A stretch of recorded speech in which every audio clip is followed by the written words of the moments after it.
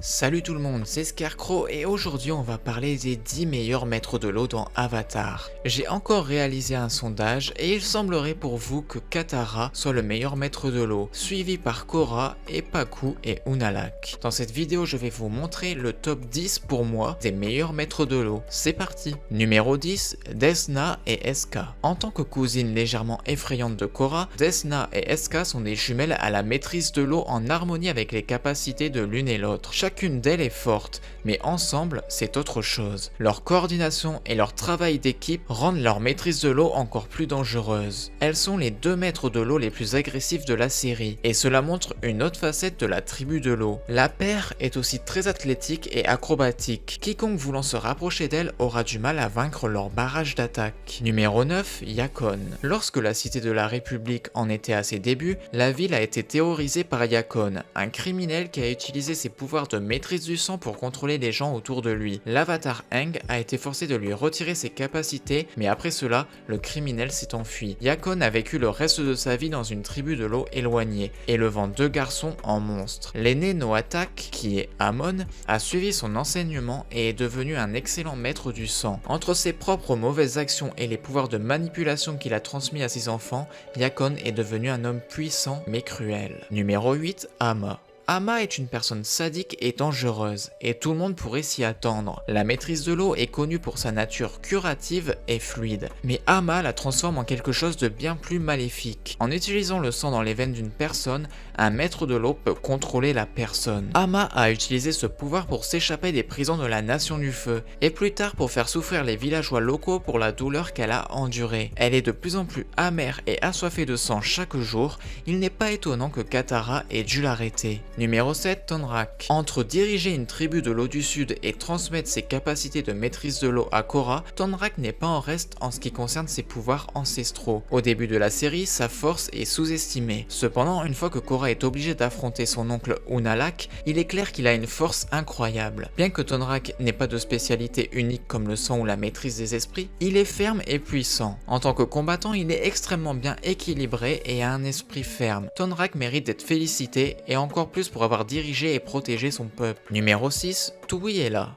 Alors que les maîtres de l'eau les plus puissants sont humains, deux exceptions sont les puissants poissons esprits. Tui est là. Il protège les tribus de l'eau du Nord, sauvant même la jeune princesse malade Yue. Ces poissons sont à l'origine de la maîtrise de l'eau, donnant à toutes les tribus leurs capacités. Si ces esprits devaient disparaître, les maîtres de l'eau n'existeraient plus. Leur plus grande faiblesse est la vulnérabilité de leur forme de poisson. Considérant qu'ils détiennent le pouvoir de toute la maîtrise de l'eau entre leurs mains, ils sont assez impressionnants. Numéro 5, Pakku. Pakku est le plus grand maître et enseignant de la maîtrise de l'eau dans la tribu de l'eau du Nord. Pakku était un traditionnaliste convaincu. Cela ne l'a pas empêché d'être le maître de l'eau le plus puissant du monde. Les maîtres de l'eau des différents pôles ont voyagé pour apprendre avec lui. Finalement, une fois que ses convictions rigides se sont épuisées, il a enseigné à Katara et Aang la maîtrise de l'eau. Numéro 4, Unalaq. Au début, l'oncle séparé de Korra semblait être un chef strict et puissant de la tribu de l'eau. Cependant, une fois que sa maîtrise de l'esprit est révélée, il devient quelque chose de bien plus effrayant. Après tout, non seulement c'est une capacité impressionnante, mais cela a conduit à sa chute. Au fil du temps, Unalaq se perd lentement dans ses ténèbres internes. Sa découverte de la maîtrise des esprits le rendit obsédé par le monde des esprits, corrompant la personne déjà moralement douteuse qu'il était autrefois. Bien que cela ait causé sa perte, la maîtrise de l'esprit d'Unalaq a fait de lui l'un des maîtres de l'eau les plus puissants de tous les temps. Numéro 3, Amon.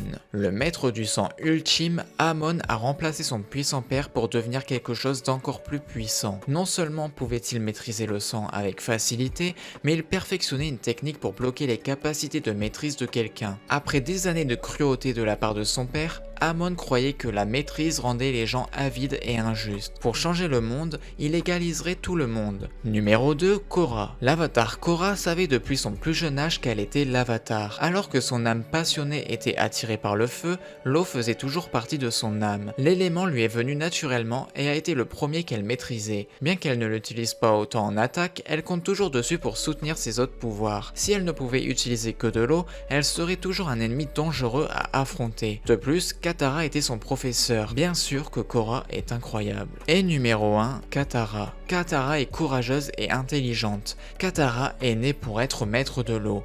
Quand elle a découvert ses pouvoirs, elle connaissait le danger qui l'accompagnait, mais était prête à relever ses défis. Avec Aang, elle en a appris de plus en plus sur ses capacités, et a appris des sous-maîtrises de l'eau en parcourant le monde entier. La maîtrise du sang, la maîtrise des plantes et la guérison. Bien équilibrée et indomptable, Aang a appris plus vite qu'elle, mais elle est devenue le véritable maître de la maîtrise de l'eau. Avec ses connaissances avancées et son lien profond avec l'eau, aucun maître de l'eau ne pouvait se comparer à elle. De plus, elle a été un formidable mentor pour Korra, ce qui prouve que Katara est le plus puissant maître de l'eau que l'on ait jamais connu. Et voilà, c'est tout pour cette vidéo, j'espère que ça vous a plu, c'était Scarecrow, je vous dis à la prochaine, bye bye.